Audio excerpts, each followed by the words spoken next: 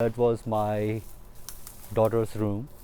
Hassan Khan, his wife and 3 children used to live on the main floor of their house. But for the past 6 months, they've been in the basement. The mattresses, it's like one of them is thicker than the other one. Tenants they rented their house to during a trip to India have refused to leave since May and no longer pay the $2,400 rent. Yeah, thank you. Go Public asked Khan's tenants for answers. The family who owns this home, they want to live here, and they don't think it's right that you're staying here and not paying rent.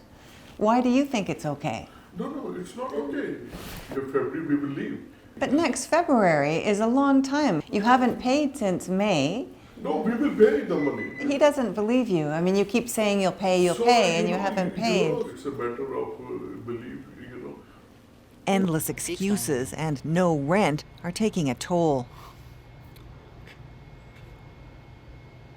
Khan's filed a complaint with the LTB, Ontario's Landlord and Tenant Board, to get his renters evicted, but says that didn't bother them.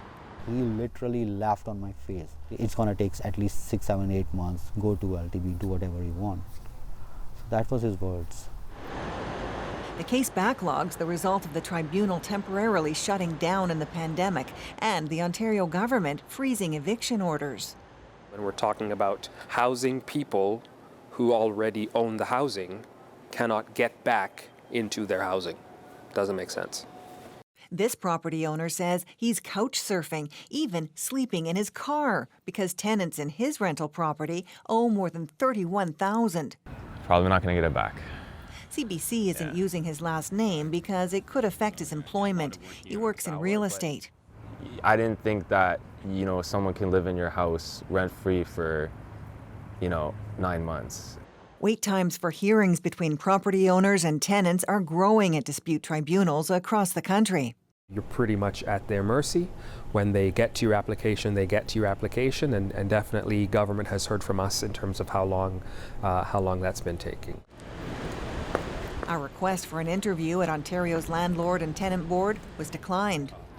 We've been trying for weeks to get someone from the tribunal to talk to us. There's no one available? I understand that, and unfortunately, the Ontario government says it's working to cut the long list of cases, but says that takes time.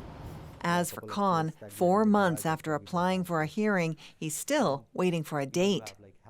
He's waiting for something else, too, November's rent. Erica Johnson, CBC News, Vancouver.